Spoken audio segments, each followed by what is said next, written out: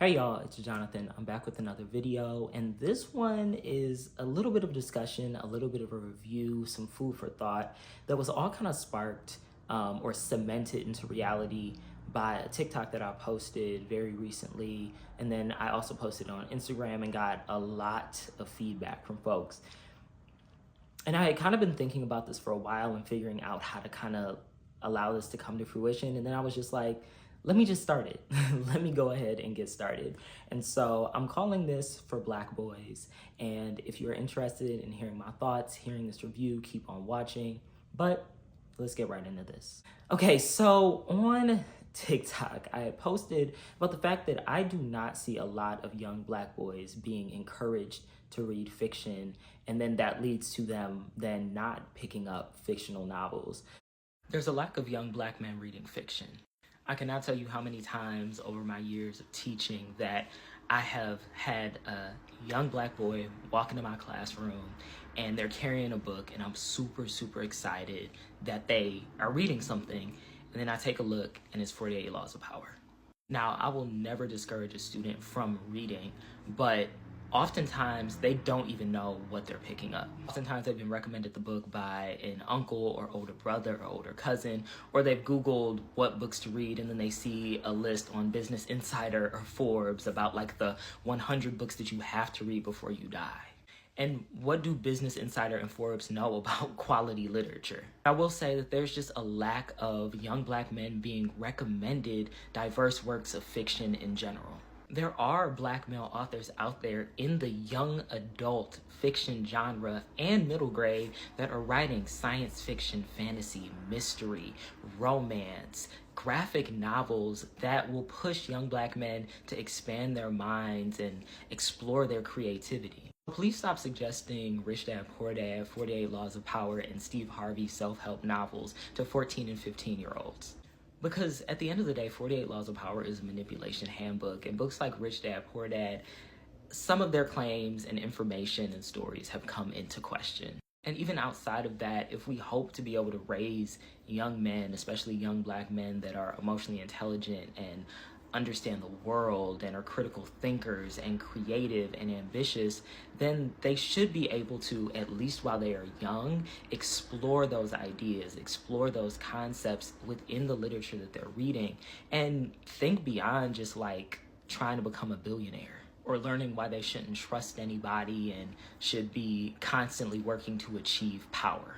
So I would encourage everybody to suggest, especially to the young Black men in your lives, to read authors like Jason Reynolds and Justin A. Reynolds, fantasy work from Kwame Mabalia or B.B. graphic novels from Lamar Giles or Jonathan Todd, even P. Jelly Clark. There is a lot out there, so if you ever need suggestions, just hit me up or do a little bit of research, and I'll catch y'all in the next one. Always remember that you are loved.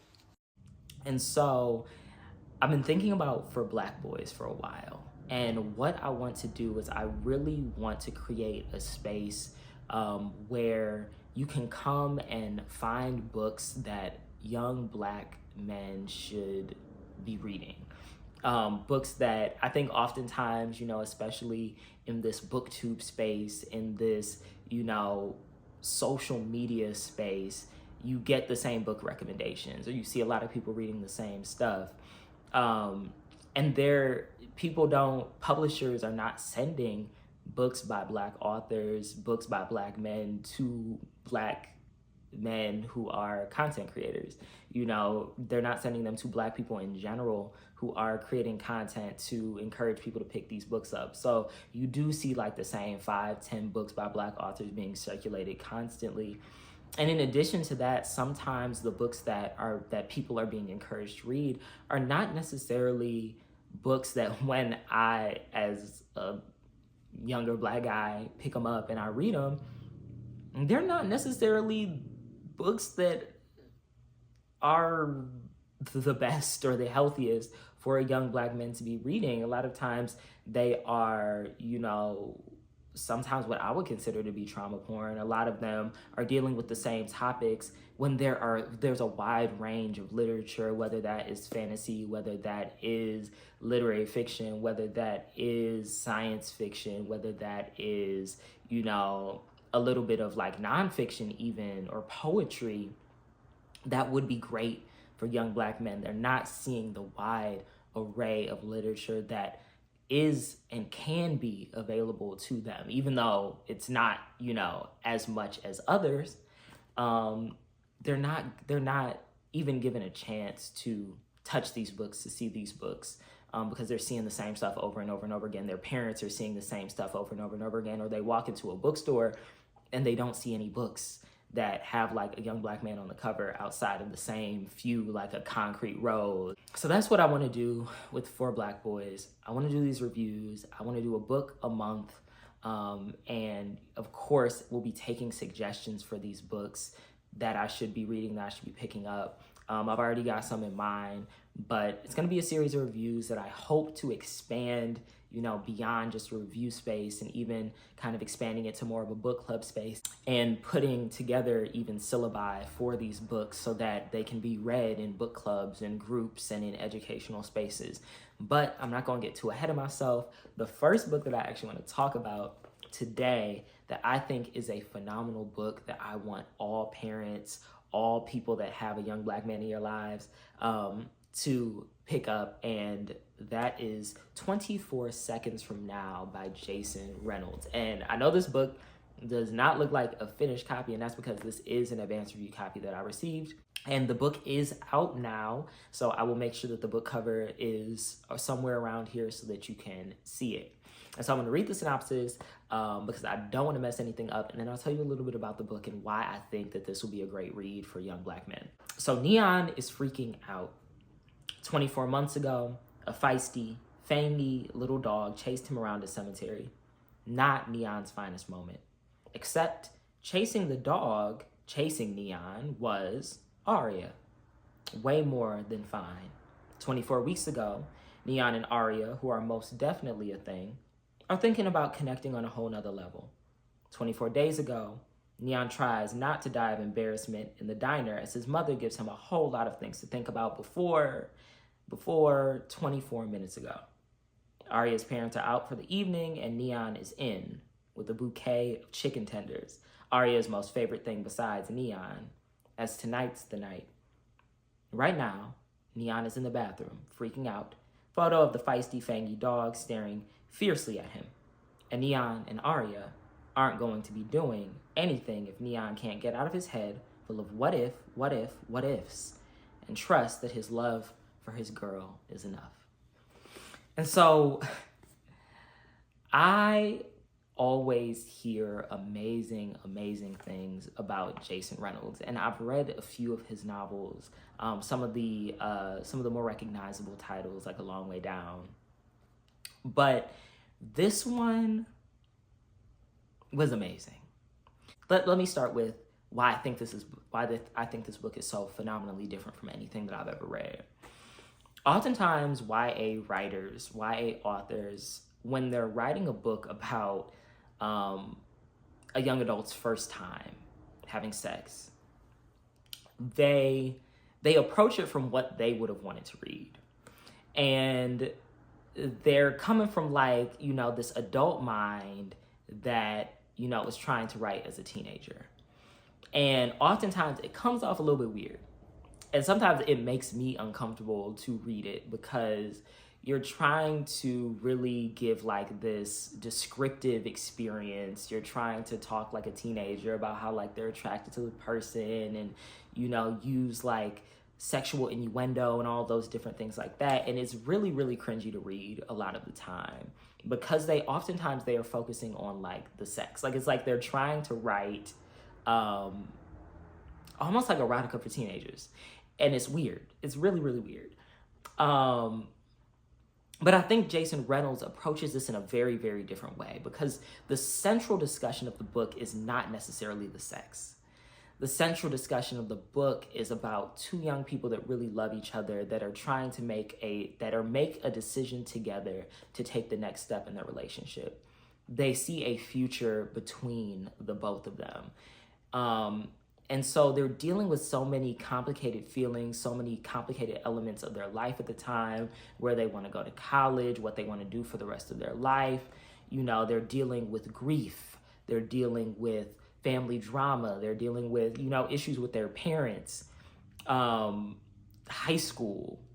And so I think that is what is so lovely is Jason Reynolds is able to combine all of these complicated elements of being a teenager and doesn't dive too deeply into any one of them, but gives us a story that gives us a full view of this teenager's life. Neon is a funny kid. Neon has, a lot of things that he is passionate about.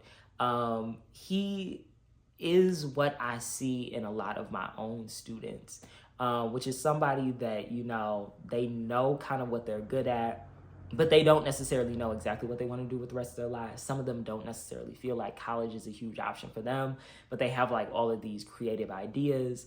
A lot of them are in relationships, and a relationship in your senior year of high school is pivotal. I think Neon is a really, really great character, and Arya is like the perfect balance for him. She has a very, very different home life. She has very, very different siblings. And she is dealing with her own issues, not feeling like she is, like everybody else, like she's not accepted into her family. But she is smart. She wants to go to college. And, her relationship with Neon is complicated. And there are some conversations that they haven't even necessarily had that, I would be looking forward to seeing, like maybe a sequel to this, to seeing how the relationship plays out in that way. And then you have all of the other people in Neon and Arya's lives that are kind of relaying their perspectives on their own relationships, how his grandmother and his grandfather got together, his father and his mother, and even the mistakes that they made in their own relationship. People in the bingo hall that his father owns, kind of inserting some of their own lives into the story. And so you get this really, really full story that is not too long, but that gives you a lot to think about when it comes to love, when it comes to relationships, when it comes to making decisions for your future. When it comes to your body, it does deal with issues of like consent and respecting each other's bodies in a way that is accessible for teenagers. Also, in addition to that, it deals with, of course, just an issue of grief, because Neon is dealing with, or seeing the effects, of the loss of his grandfather on his own family. And this is also something that is also the through line in how he actually met Arya. And so 24 seconds from now, I didn't read the synopsis before I started the book. And so when it kept going through these 24, 24, 24, 24, I was like, oh, whew.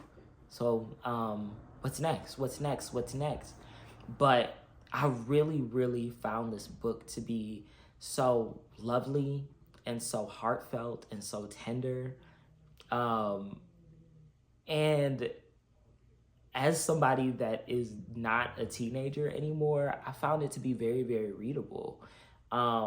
It wasn't like one of those books that was like heavy on the pop culture references. It wasn't heavy on just like, trying to be like a teenager. Like, of course, it used like vernacular in the novel, and I appreciated it, but it wasn't like unreadable. It didn't feel like Jason Reynolds was trying too hard. It was kind of like the perfect book. It did not have flaws to me. And so I really, really think that a book like this is very, very important. And I think that more than anything, I want books like this to be out there because it did not feel too heavy. It did not feel like, this author, it didn't feel like Jason Reynolds was trying to, do too much. He knew what he wanted to write. He knew what he wanted to convey. And it was a beautiful story about two young Black people in love, figuring their lives out.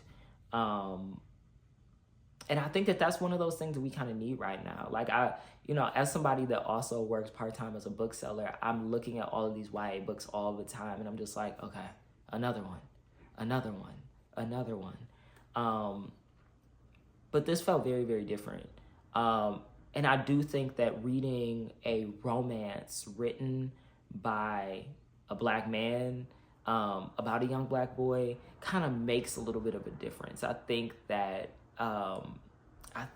there is, it has a little bit of oomph to it, because I don't see that as often. And so I think that these characters are different, but they're beautiful. And I would encourage people to, bring this into their bookstores. I would encourage people to bring this book into their classrooms, because I do have a lot of students that have wanted to read romance. It's like, I've had young Black men that when I talk to them about like what they kind of want to read, they're not all like, yeah, I want to read a book about a basketball player. Y'all, there are so many YA books about young Black boys playing basketball, like, that are all just like the same. But this is different. And I think that different is good, especially when I can see that these are the experiences that are so real and could resonate with a lot of teenagers, but they just aren't written about. So I really would encourage people to pick up this book. This is the first review in the For Black Boys series. And so I'm hoping that the rest of this year will be full of a lot more great reads that I can bring to y'all for you to pick up and join the conversation.